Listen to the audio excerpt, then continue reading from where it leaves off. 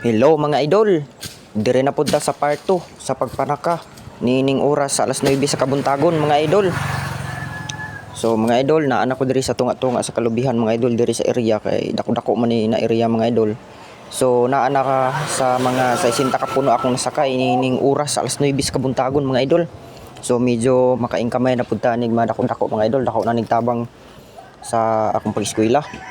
So katabang na gini sa pang gasolina sa motor kung matog eskwelahan, pang amot sa mga amutan kung naamutan, pang bayad sa mga requirements, mga baydonon sa eskwelahan, o isa pod sa dakong tabang mga idol sa pag palit sa bugsud anon sa buntag ug hapon. Makatabangay na ni akong income mga idol. So mga idol, naa na ko diri sa tunga sa area mga idol sa oras alas 9. So tama ra pud ko mga idol sa alas 12 sa Kabuntagon kay pagkahapon mga idol wala naman po akong klase mga idol. So tunga sa adlaw ra akong sadlayin mga idol sa pagpanaka, pero medyo dako-dako ng tabang mga idol kay naaamantay masadlayin ani.